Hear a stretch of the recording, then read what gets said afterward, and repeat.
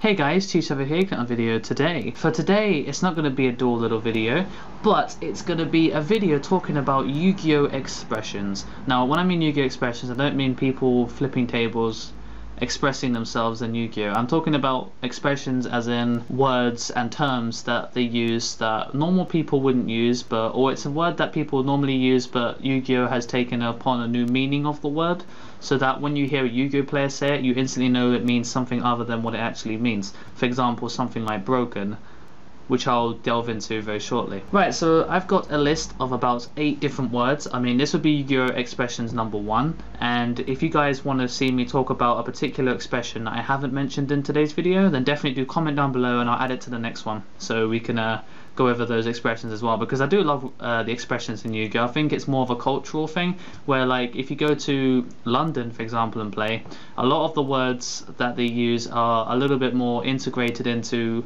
London culture rather than American culture. We still use a lot of words that are similar, but it depends solely on where you are. I mean, even if you go over to different countries, you're going to get them saying these Yu-Gi-Oh! Terminology in a different language, so it won't be the same. Right, so the first one is going to be sack, or to sack, or getting sacked. Now, sacked is interesting because people do get the wrong idea about the word. I mean, the word, it doesn't really mean what it means, like what it sounds like, but basically to be sacked means that you are in a winning position. You're ahead on cards, you're ahead on the field, you have more field presence, you have everything. However, you may have like less life points or something, you may have like 2,000 life points left. You are in a good position, so your opponent has to basically rip a top card out of the deck, and it has to be something really stupid. So back last format when Monster Reborn was around, generally getting sacked meant that they top decked into Dark Hole, or they top decked into Monster Reborn, and then they would Dark Hole, blow up your field, then Monster Reborn for game. Monster Reborn and then put you in a position because you've used all of your hand to make a field, and then they Dark Hole, so it's like, you know, you can't foresee that. I mean, a very low chance, so they could have drawn anything else and you would have won. So whenever that happens, you're in a winning position, but you got beaten by an unfair way. And generally sacky cards shouldn't exist in the game, but at the same time it needs to be in the game so that if you're in a losing position, then you have a way to come back, and the game should be fun when that happens. But if you get Dark Hole Monster Reborn, I don't see how you could possibly enjoy getting Dark Hole Monster Reborn in any instance. It's not fun, it's not fair. So that kind of sackiness shouldn't exist. Broken. Broken is probably the most said term out of all of the Yu-Gi-Oh! Expressions ever created in the game. Broken essentially means the current state of the game, the way, the power level of a card, or amount of cards that have just come out of the game so that people are playing. Basically, what is meta, what is the best cards in the game. A card has come out, or a combo or a concept has come out, which completely takes the current power level of the game and then jumps it up to a new level, to a point where it makes the game completely change, to a point where it's not very enjoyable, or it's not going to make the game healthily get better. You know, it's just going to affect the way, like, it's going to reduce diversity, it's going to make people quit, it's going to make the game kind of disintegrate into madness, or you know, just you know, it's sort of thing like dragons. Dragons are broken because they completely changed the game. You couldn't play your cool little deck anymore. You just couldn't go into a tournament and expect to go like, you know, win one, lose one, win one, lose one, because when dragons came out, that set the new standard. I mean, I don't think there's ever been a deck like dragons that has set the bar so high in terms of power.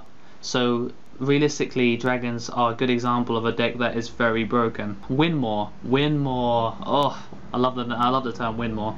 Win more, which is spelled M-O-A-R, which I'll have in the writing down below. Win more essentially means it's a card which you will only ever need it, or even use it, when you are winning. So the card is essentially pointless to have because you will never need it when you're losing. For instance, a card that you top deck and it doesn't help you at all generally is a win more card, because you'll only ever need it when you're winning.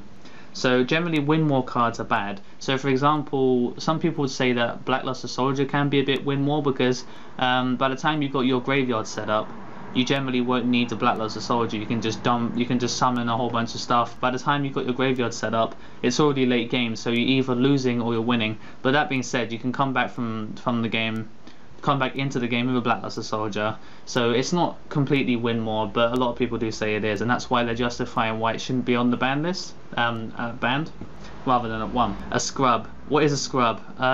Scrubs, there's scrubs everywhere. Scrub is essentially a bad player. To scrub out of a tournament means that you went in with good intentions, you had a good deck, but sometimes you just scrub out because you get a couple of bad games and you lose, I mean, like, when you're doing well in the tournament, you essentially have to win the tournament, like, win round after round. So you can't scrub out. You can't just get an unlucky loss to return from a different dimension or Sixth Sense or something. So you generally have to win consistently. So to scrub out, it happens to everyone, but generally a scrub is just a bad player, someone who just isn't very good at the game at all. I don't think that you guys who watch my videos are scrubs because you learn from the best. But that being said, there are a lot of scrubs in this game, and it's up to you to take advantage of them when you play them in tournaments. Don't treat them you treat them nicely, like a normal person would.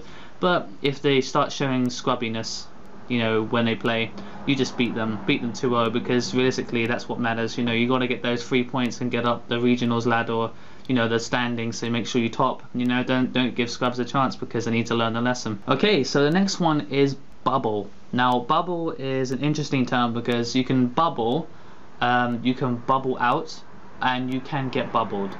Now, it's funny because you can put it in all different tenses, but basically to bubble in a tournament means to get to the last couple of rounds of the tournament before you go into the knockout stages. So for instance, you're in round 11 and there's 12 rounds, so if you win round 12 and you're still X2, then you will make it into the top 32 and you'll be able to try and attempt to win the YCS or whatever. So if you bubble out, you essentially lose right before you go into the top 32. So you're very close, so you're doing very well, but then you're X2 and then you lose in round 11, and then it's like, oh, I was so close but I bubbled. So yeah, that's the thing. The bubble is interesting because a lot of people get the wrong idea. Some people think that you're bubbling if you're at X2 in a YCS. Obviously when you go X3, you've won a certain amount of games but you've lost 3, that means you bubbled out. If you bubble out by round 3 and you've lost all 3 of your first rounds, that doesn't mean that you bubbled. Some people think that you do say, oh, I bubbled out, but it's like, how can the term bubbling out exist if you go out at X3 at any point? There needs to be a reason to bubble out. Bubbling out is simply when you are later in the game and you're just about to make top 32.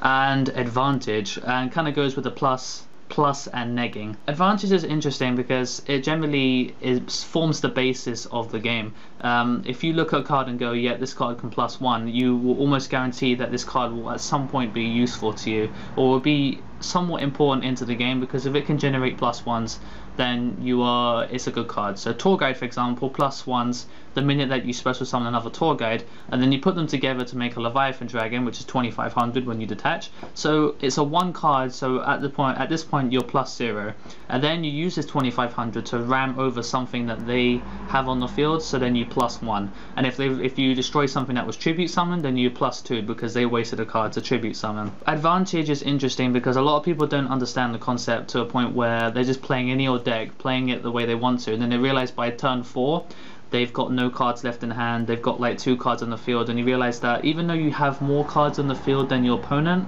if your opponent has a whole bunch of cards in their hand, you're realistically down on cards, and you have no way to really make a combo out of anything because you're going to draw, and you're like, I have no way to use this card. So you realistically want to make sure you have as much advantage as possible. That's why the decks of now exist rather than something like Light Swarm, because Light Swarm you can dump your whole hand on the field and blow up everything and try and OTK, but you can run out of resources very quickly, so you need to make sure you hold your hand as much as possible and then drop it when you need to, so that you don't waste advantage. Okay, so I've got 3 more left. We have clutch play. Clutch play, from what I understand, a clutch play is a play that will essentially turn the tide of the game into your favor. It's a very important play, like you top deck and you make a clutch play that's going to swing the game back into your favor. So essentially, if you're down and your opponent's got more cards than you and you're down an advantage, if you Crimson Blade at the right time and that can be a clutch play, because generally your opponent will have 5 dragons in their hand, for example. They have a whole bunch of high level monsters and mermails, and then you Crimson Blade at the right time. They have a whole bunch of cards in their hand, so they are ahead of you in cards. Let's say you have only 2 cards in hand and they've got 5. You realize that this is a clutch play because they can't do anything. Even though they've got all these cards, they can't actually summon anything, they can't do anything, because all their mermails or dragons or whatever are really high level. So that actually you made a clutch play and actually swung the game back into your favor, and they have to do something to get rid of it, which is not the optimal play. So yeah, clutch plays are very important, and make sure you use them at the right time. Now we have fast MST or blind MST. MST is a very interesting card in how it works, but realistically fast MST is when you get MST'd on the end phase of your turn. So you set 2 cards, they've got back row, and then you end your turn, and then on the end phase they fast MST and blow up one of your cards, because the cards that you just set cannot be chained since you set them this turn. And blind MSTing is when you have 2 or more back rows and your opponent uses MST to hit one of them because they have no idea which one. Because for instance, if they're looking to hit a particular card that's a one-off in a deck, then let's say there's only 2 back row that you have, they will MST and they have a 50% chance to hit the right card, and that means, you know, if they don't hit the right card, it's essentially a waste of cards, a waste of an MST for them. So blind MSTing is only really useful if you're about to OTK, but even then it's not that useful. That's why something like Night Beam isn't as good as people think it is, because generally blind MSTing is a really bad idea. You'd rather hold your MSTs for something that actually matters, like field spells and Abyss Sphere, you know, continuous spells and traps. And the last one is Seagok. Now Seagok is not used too much, but if you go up to the top tier level of tournaments and stuff, people start to talk about Seagok as very important matter. Generally, when you have 2 different effects that activate at the same time,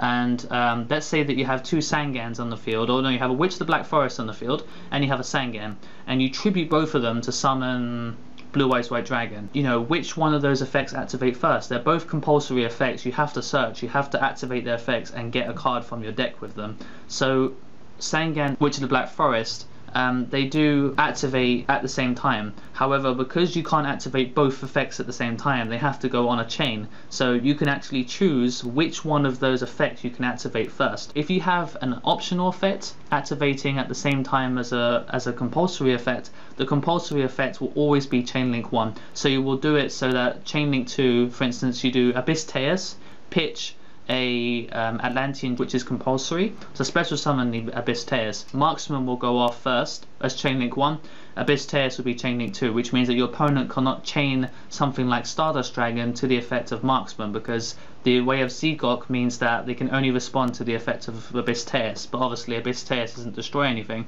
so Stardust wouldn't be able to negate anything. That is it. If you guys want to know, or you want me to do some more different Yugioh expressions, you can think of any more like that, and you want me to talk about them, then definitely do comment down below and I'll definitely talk about them, because I love Yugioh expressions. Right, so I also want to give a big thanks to Epic Duel Time, which is a really great Yu-Gi-Oh channel, for giving me inspiration to make this video, because some of the terms that they had in their version of this video is very similar to some of the ones that I had. I actually stole a few of them from there because I just went blank for a minute, but I took a few of my own ones that I used and I put them on there as well. So if you want, you can check out Epic Duel Time's copy of this, not copy, but original version of this video. You know, subscribe to them as well. So I hope you guys enjoyed watching, and I'll see you guys in a day or two. Don't forget to like, comment, subscribe, and until next time, the Thetcglover is out.